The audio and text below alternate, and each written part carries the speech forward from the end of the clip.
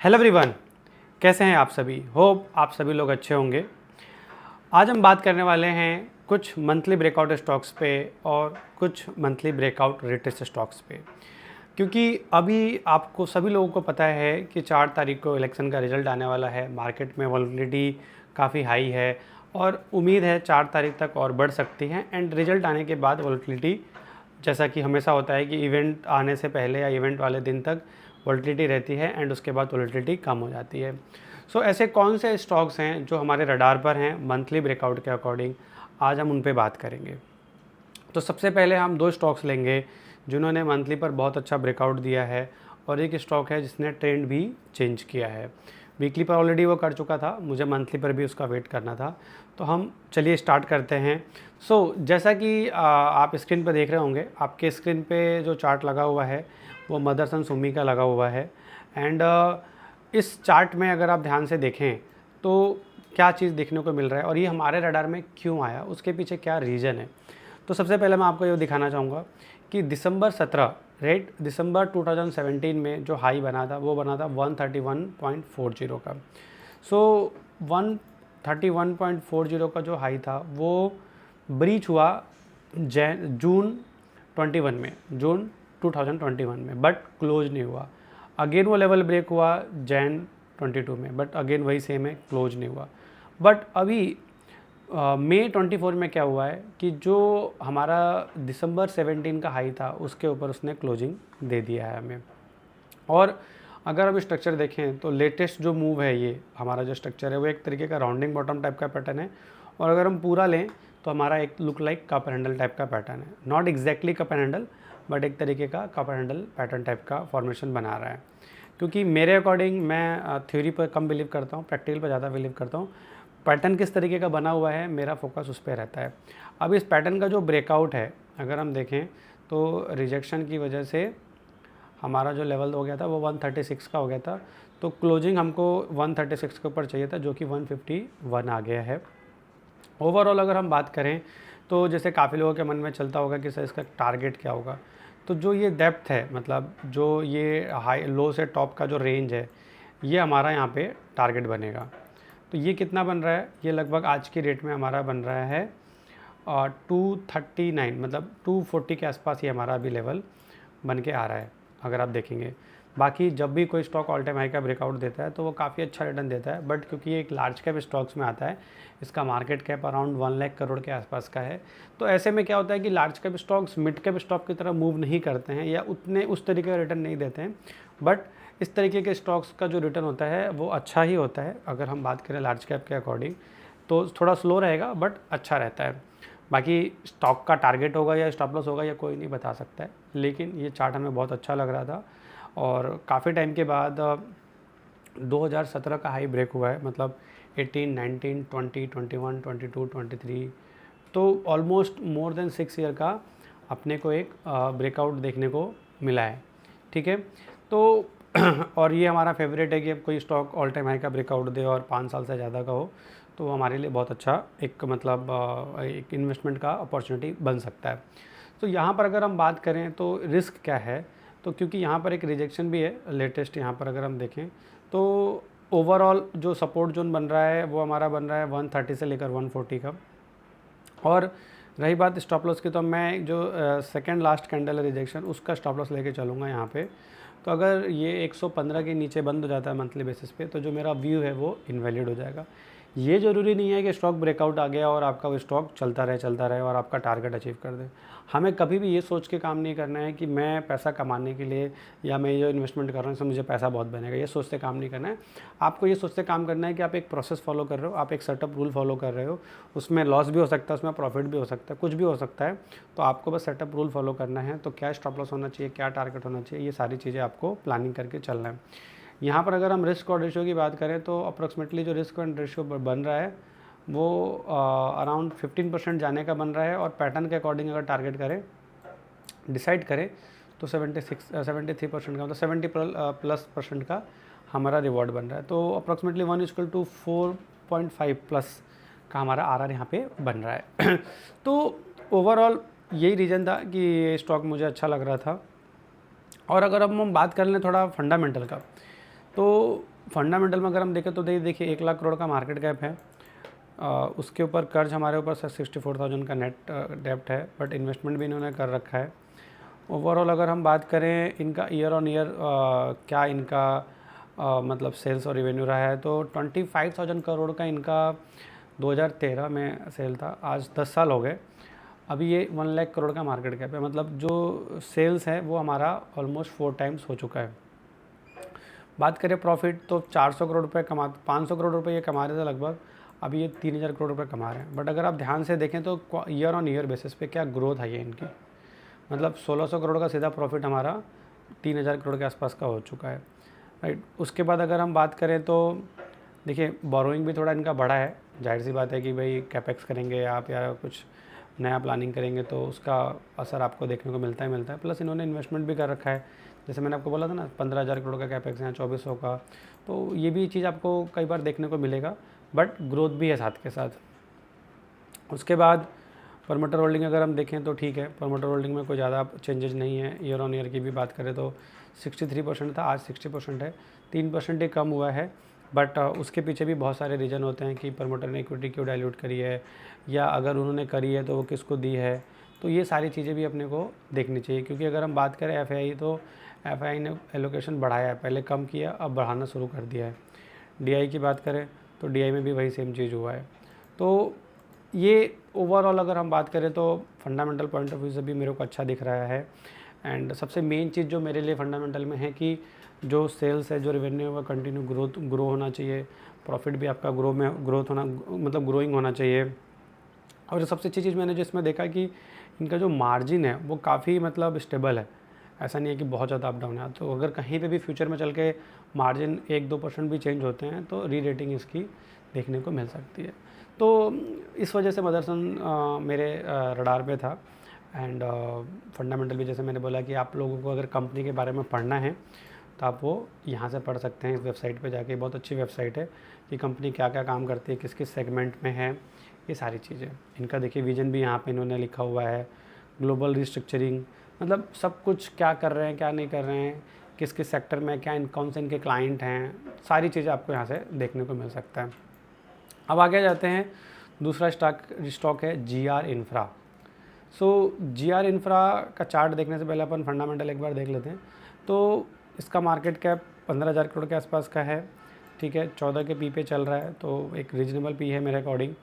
और ये infra project limited integrated road engineering, procurement construction EPC में भी है, ठीक है, और डिजाइनिंग में भी है। तो ओवरऑल ये भी सेक्टर है, जिस तरीके से इंडिया ग्रो कर रहा है तो इसका भी कंटिन्यू ग्रो रह सकता है आगे चल के। एंड अगर हम वही अगेन बात करें तो ईयर ऑन ईयर की, जैसे मैं हमेशा बोलता हूँ, सबसे पहले मैं ईयर ऑन ईयर देखता हूँ, क्योंकि लॉन्ग टर्म इन्वेस्टिंग में ईयर ऑन ईयर देखने का ज़्यादा बेनिफिट है। तो 2014 मतलब आज से 10 साल पहले 900 करोड़ का सेल हो रहा था और आज 9,000 करोड़ के आसपास का सेल है। ऑलरेडी पिछले क्वार्टर इसने अच्छा सेल किया हुआ है, ऐसा नहीं है कि नहीं किया है, पिछले साल इसने अच्छा एक वो किया है। इस साल वो रिटर्न अभी नहीं दिखने को मिल रहा है, बट प्रॉफिट की अगर हम बात करें तो उतना ज़्यादा प्रॉफिट कम नहीं हुआ है, मार्जिन में भी बहुत ज़्यादा कम नहीं हुआ है, बट अपने सेल्स देखें तो वो थोड़ा सा कम है। अब काफ़ी लोग बोलेंगे कि ग्रोथ मिसिंग है, बट एक चीज़ मेरे को मतलब काफ़ी लोग बोलते हैं मेरे को, बट एक चीज़ यहाँ पर समझने की कोशिश कीजिए कि 9,500 करोड़ का सेल ऑलरेडी इसने किया है, इस साल 9,000 करोड़ का किया है, तो 500 करोड़ का कम किया है, ठीक है। उसके पीछे आप रीज़न समझ सकते हैं, क्या रीज़न है, क्या रीज़न नहीं हो सकता है, वो सारी चीज़ें, ठीक है। तो ओवरऑल जैसे कि इसका चार्ट का स्ट्रक्चर जैसे मैंने अभी देखा, तो लिस्टिंग के बाद फर्स्ट टाइम ऐसा हुआ है कि इसने मंथली टाइम फ्रेम पर ट्रेंड चेंज किया है, और पिछले मंथ ही वीकली पे भी इसने चेंज किया था। तो ओवरऑल जो मैंने देखा, और एक चीज़ और देखी कि बोरोइंग इसने कम किया है, इन्वेस्टमेंट इसका बढ़ा है। तो ये भी आप जब इसकी बैलेंस शीट पढ़ेंगे तो आपको इसका एग्जैक्टली पता चलेगा कि इसमें एग्जैक्टली क्या हो रहा है, क्योंकि ये थोड़ा सा इन डेप्थ हो जाता है, क्योंकि आपको इसको पढ़ने से पता चलता है। फिर आपको जब हम अब पढ़ते हैं कंपनी की बैलेंस शीट तो वहाँ से पता चलता है, या जब आप कंपनी का कॉन कॉल सुनते हैं तो वहाँ से पता चल पाता है आपको। तो बात करें प्रमोटर की, तो प्रमोटर की होल्डिंग 75% तक होनी चाहिए, मतलब मैक्सिमम वो है, पहले बहुत ज़्यादा थी तो वो कम हो गई थी ऑटोमेटिकली। डीआई की होल्डिंग बड़ी है। एक और इंटरेस्टिंग चीज़ है कि प्रमोटर की होल्डिंग तो 86 से 75 आ गई है, ठीक है, बट जो नंबर ऑफ़ शेयर होल्डर थे 81,000, नंबर ऑफ़ शेयर होल्डर कम हुए हैं। तो ये अच्छी बात है, मेरा ये मानना है कि अगर नंबर ऑफ़ शेयर होल्डर कम होते हैं तो अच्छी बात है, क्योंकि जितने ज़्यादा लोग होंगे उतना ज़्यादा स्टॉक में अप डाउन होते ही होते रहते हैं। तो ये एक ऑब्जर्वेशन है। रेशोज भी अगर मैं देखूँ तो रेशोज भी इनके काफ़ी अच्छे होते चले आ रहे हैं। कैश कन्वर्जन साइकिल इनका 11 के आसपास आ गया है। डेबिटर डेज भी इनका बहुत कम आ गया है अगर हम कंपेयर करें पहले से। तो ओवरऑल इसका भी फंडामेंटल अच्छा है और इम्प्रूविंग है। एंड जैसा कि कुछ चेंजेस दिख रहे हैं अपने को फंडामेंटल में। अब चार्ट पे देख लेते हैं। तो जीआर इंफ्रा का अगर हम चार्ट देखें तो जैसे कि आप चार्ट में देखेंगे तो मैं एक बार के लिए आपको फ्रेश जिगजैग ड्रॉ करके दिखाता हूँ। लिस्टिंग हुई, लिस्टिंग के बाद प्राइस ऊपर गया, फिर नीचे आया, फिर ऊपर गया, फिर नीचे आया और अभी ऊपर आया। तो अब अगर आप देखें ध्यान से तो क्या किया है इसने ट्रेंड चेंज किया है। ध्यान से देखिए क्या किया इसने ट्रेंड चेंज कर दिया। ये हमारा एक रेसिस्टेंस था जिसको इसने ब्रेक कर दिया, तो इसने क्या कर दिया, हमारा ट्रेंड चेंज कर दिया। तो अब मंथली पर ट्रेंड चेंज हुआ है, प्लस हम बात करें वीकली की तो वीकली पर इसने ऑलरेडी चेंज कर दिया है। ये देखिए एक रेसिस्टेंस लाइन ये था और एक रेसिस्टेंस लाइन ये था, और आईपीओ का भी जो इसका बेस था उसके भी ऊपर प्राइस चला गया है।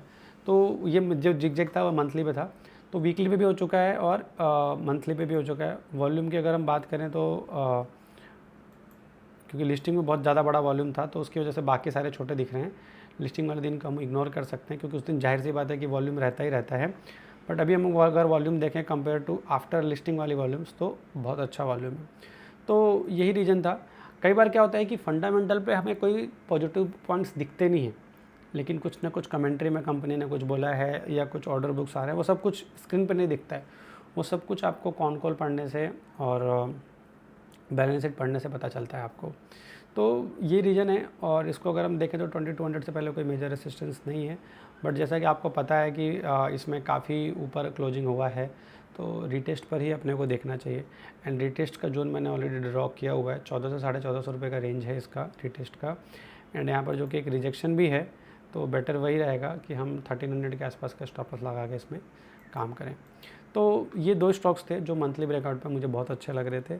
बाकी जो 2 स्टॉक्स मैं लेने वाला हूँ वो हमने ऑलरेडी ट्विटर पे आप लोगों के साथ शेयर किया हुआ है, और उसमें पहला स्टॉक है हमारा रिको ऑटो।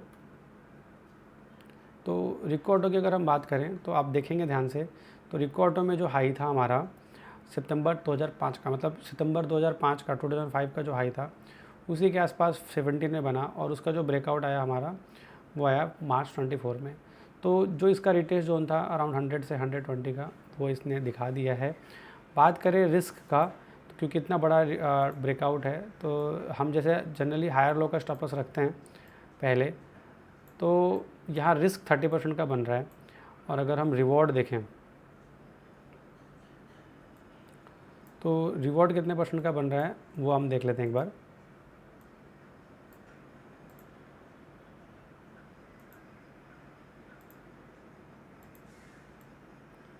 तो रिवॉर्ड की अगर हम बात करें तो वो बन रहा है आपका 94% का, मतलब 1:3 का आरआर बन रहा है।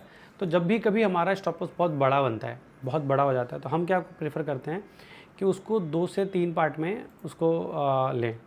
मतलब बेटर यही रहता है कि हम उसको 2 से 3 पार्ट में लेंगे, तो क्या होता है कि हमारा जो रिस्क है वो मिनिमाइज हो जाता है। अगर आप ध्यान से देखें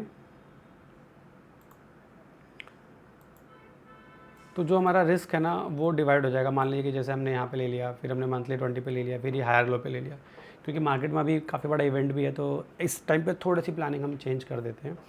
तो यहाँ पर हो गया, फिर हमने ले लिया मान लीजिए 95 के आसपास, फिर हायर लो के आसपास, तो ऑटोमेटिकली जो आपकी कॉस्टिंग होती है ना वो थोड़ी नीचे आ जाती है। उसके बाद आप देखिए रिस्क कितना हो गया, तो मान लीजिए 25% के आसपास का रिस्क हो गया, हम मान के चलते हैं 105 के आसपास का एवरेज हो गया, तो रिवॉर्ड आपका अप्रोक्सीमेटली 100% से ज़्यादा का हो गया। बाकी इस तरीके के ब्रेकआउट के स्टॉक्स मल्टीफोल्ड रिटर्न भी दे सकते हैं, जो कि मैंने पहले भी देखा है, 10 में से 2-3 स्टॉक्स आराम से दे देते हैं। But trailing stop loss hit हो जाएगा तो उसके बाद अपन एग्जिट हो जाएंगे, चाहे लेवल कोई भी हो। तो ओवरऑल इसकी भी हम बात करें तो ये एक रिटेस्ट के पास आ रहा है, और मार्केट क्योंकि वोलेटाइल है तो नीचे भी आ सकता है। तो उसके अकॉर्डिंग जैसे मैंने बोला कि अब मेरी जो प्लानिंग है वो ये है कि 2 से 3 पार्ट में एलोकेशन किया जाए। एक तो ये स्टॉक्स था। दूसरा है हमारा ताज जीवीके। ताज जीवीके में अगर में भी हमने चार्ट डाला हुआ है, आप लोगों के साथ शेयर किया हुआ है, तो इसमें भी अगर हम देखें तो ये एक स्पाइक था, तो इस वजह से मैंने थोड़ा उसको इग्नोर कर दिया था। बट अगर आप देखेंगे ध्यान से तो आप एंट्री कर सकते हैं, कोई प्रॉब्लम वाली बात नहीं है। लेकिन क्या होता है कि एक ऐसा लेवल ढूंढने की कोशिश करना चाहिए हमेशा जहाँ पे मतलब चार्ट बिल्कुल क्लियर दिखे और आपको थोड़ा सा रिस्क मिनिमाइज हो जाए। तो ये एक बहुत बड़ा स्पाइक मुझे दिख रहा था, इस वजह से मैंने उसको इग्नोर कर दिया था। और यहाँ पर अगर मैं देखूँ तो बहुत अच्छा जो लेवल है वो अराउंड 300 के आसपास का है, ±10 रुपीज़। तो वहाँ जाए तो अपन एक बार देख सकते हैं। तो ये 2 स्टॉक्स थे जो मेरे रडार पे थे रीटेस्ट के लिए। ताज जीवीके की भी अगर एक बार की मैं फंडामेंटल, क्योंकि इसका ऑलरेडी मैंने आप लोगों को बताया हुआ है, तो ताज जीवीके की अगर मैं बात करूँ तो फंडामेंटल का कि कैसा है, तो ताज जीवीके का मार्केट कैप अगर हम देखें तो है 2000 करोड़ के आसपास का, ठीक है। नेट में डेट फ्री कंपनी है, नेट वाइज में उसमें अपन काफ़ी सारे, इसका नेट का रेशियो यहाँ पर अलग हो सकता है क्योंकि ये पर्सनली बनाया हुआ है हमारी टीम के द्वारा।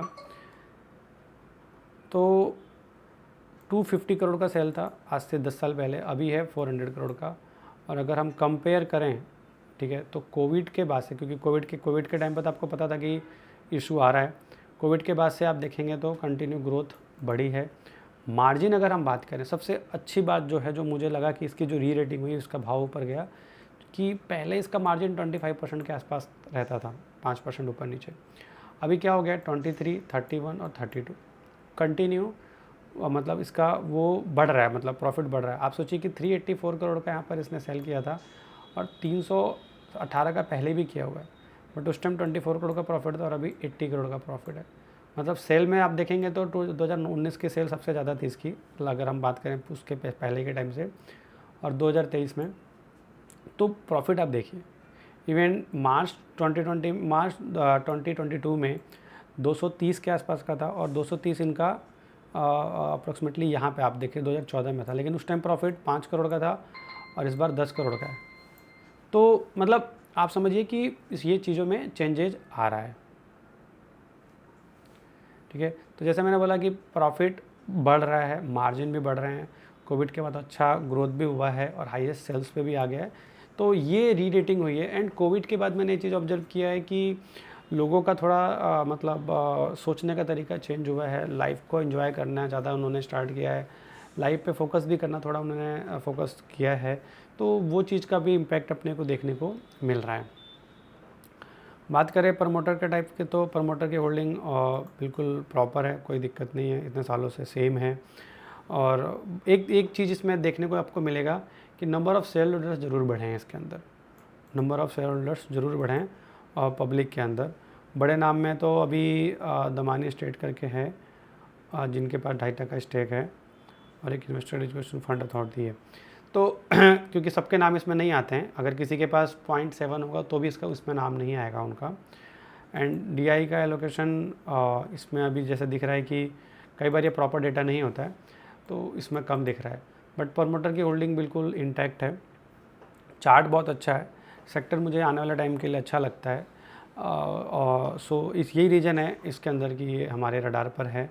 एंड मेन इसमें जो ट्रिगर है वो मार्जिन का है, क्योंकि इस कोविड से पहले ये मार्जिन इसके नहीं थे, बट कोविड के बाद ये 35%, 36% मार्जिन पे भी इन्होंने काम किया है। तो होटल्स की ऑक्यूपेंसी काफ़ी अच्छी चल रही है, यही रीज़न है। एंड कौन कौन से होटल्स इनके अंडर पे आते हैं, कितने रूम्स में हैं, कहाँ से क्या रेवेन्यू आ रहा है, ये सारी चीज़ें यहाँ पर आपके मेंशन है। तो कंपनी के बारे में भी पढ़ना चाहिए। और जैसे मैंने बोला कि कई बार क्या होता है कि फंडामेंटल पॉइंट्स हमको दिख नहीं होते हैं सामने नंबर से, बट कॉन कॉल से और बैलेंस शीट से अपने को पता चलता है। तो ये 4 स्टॉक्स थे हमारे रडार पे जो मैंने आप लोगों के साथ लिए हैं। एक ऐसा स्टॉक है मेरे रडार पे KNR कंस्ट्रक्शन करके, जो आपको अपने रडार पे रखना चाहिए। और उसके पीछे रखने का रीज़न भी यही है कि इसमें ना एक पैटर्न का प्राइस बिहेवियर मेरे को सिमिलर दिखा। वो ये है कि मैं आपको दिखाना चाहूँगा यहाँ पे। तो यहाँ पर अगर आप ध्यान से देखें तो एक रैली आई है, एक अच्छी खासी रैली आई है, अराउंड 5-6 रुपीज़ से प्राइस 160 हो गया। एंड उसके बाद एक करेक्शन आया, और ये करेक्शन का जो पीरियड था, जो ट्रेंड डाउन नहीं हुआ है, बट जो कंसोलिडेशन फेज था वो 2017 से लेकर 20 तक, मतलब करीब 3 से 4 साल का था। उसके बाद अगेन इसमें अगर हम देखें तो 85 रुपीज़ से लेकर 340 तक का एक मूव देखने को मिला है। एंड उसके बाद हमें एक कंसोलिडेशन फेज मिला है, ये देखिए।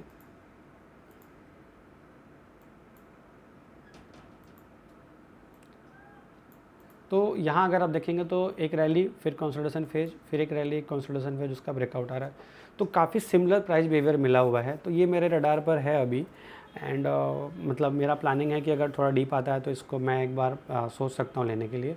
बट क्योंकि near about all time high resistance के पास है, क्योंकि प्राइस बिहेवियर सेम है बट रिपीट हो नहीं पता, तो मैं थोड़ा सा वेट कर रहा हूँ कि ऑल टाइम हाई का ब्रेकआउट आ जाए, उसके बाद अपन इस पर फोकस करें। और रडार पर है अभी। एंड अगर हम ट्रेंड लाइन ड्रॉ करेंगे तो ट्रेंड लाइन के अकॉर्डिंग जो अपसाइड लेवल बनता है आने वाले अगले कुछ टाइम के लिए, वो 500 प्लस का बन रहा है। तो बेटर ये है कि भाई चलो एक बार ब्रेकआउट आ जाए, मान लो ऐसा ब्रेकआउट आ गया, फिर रिटेस्ट हुआ, इस तरीके के कुछ प्राइस बिहेवियर मिले तो अपन प्लानिंग कर सकते हैं, क्योंकि इस तरीके से भी पहले चला हुआ है। तो ऑल टाइम हाई के बाद ब्रेकआउट आ गया तो आपको तुरंत मूव मिल ही जाएगा और आप पैटर्न के अकॉर्डिंग टारगेट डिसाइड कर सकते हो। तो ये मेरे रडार पर है, बट इसमें अभी हम कन्फर्मेशन का, एडिशनल कन्फर्मेशन का वेट कर रहे हैं। सो जैसा कि मैंने आप लोगों को अपने यूट्यूब लाइव में आपको बताया था कि हम लोग जो हमारे स्टॉक्स रडार पर हैं उनमें से उनकी जो डिटेल स्टडी है उसके लिए मैं आप लोगों का पूरा स्टडी शेयर करूँगा। तो मैंने आप लोगों को सारा स्टडी आप लोगों के लिए शेयर कर दिया है। सो होप जो भी आज स्टॉक हमने आप लोगों के साथ डिस्कस किया है उसमें आप लोग को कुछ ना कुछ सीखने को मिला होगा और कुछ ना कुछ आपको अपॉर्चुनिटी ज़रूर मिलेगी आगे आने वाले टाइम में। सो इस तरीके की लर्निंग अगर आप करना चाहते हैं, ये सारी चीज़ें आप सीखना चाहते हैं, तो आप हमारे दिल्ली मीटअप में हमसे मिल सकते हैं, हमारे जयपुर मीटअप में भी आप हमसे मिल सकते हैं, या आप हमारा मेंटरशिप प्रोग्राम भी ज्वाइन कर सकते हैं। सबसे पहले मैं आप लोगों को एक चीज़ बताना चाहूँगा दिल्ली वासियों के लिए कि हम लोग दिल्ली में एक मीटअप प्लान कर रहे हैं 23 जून को, जो कि सुबह 9:30 से लेकर इवनिंग में 5:30 तक रहेगा। और उसके अंदर हम अपने जो भी तरीके हैं काम करने के, टेक्निकल, फंडामेंटल, पोर्टफोलियो हेजिंग, इन सब के बारे में डिस्कस करेंगे, आप सभी की क्वेरी लेंगे। एंड इसके अंदर हमारे क्लाइंट्स भी आ रहे हैं, हमारे मेंटी भी आ रहे हैं और हमारे फॉलोअर्स भी आ रहे हैं। सो आप लोगों को और भी कुछ वैल्यू एड ऑन चाहिए अपने इन्वेस्टिंग एंड ट्रेडिंग जर्नी में, तो आप लोग ज्वाइन कर सकते हैं। साथ ही साथ आप लोगों के लिए एक और चीज़ है, हम लोग जयपुर में भी कर रहे हैं। एंड इस तरीके के प्रोग्राम हम आपके भी सिटी में करेंगे। जैसे काफ़ी लोग हैं जिन्होंने हमें बोला सर अहमदाबाद कीजिए, बेंगलोर कीजिए। सो हमने मुंबई और कोलकाता ऑलरेडी कवर कर लिया है। दिल्ली और जयपुर के बाद हम नेक्स्ट जो भी प्लानिंग करेंगे आप लोगों को अपडेट कर देंगे। सो आज के लिए इतना ही। एंड जो भी चीज़ें आज हमने आपके साथ शेयर किया है ये सारी चीज़ें एजुकेशनल और लर्निंग पर्पज़ हैं। सो प्लीज़ प्रैक्टिस कीजिए, सीखने की कोशिश कीजिए और आंख बंद करके काम मत कीजिए। हमेशा रिस्क को मैनेज कीजिए और think long term. Thank you.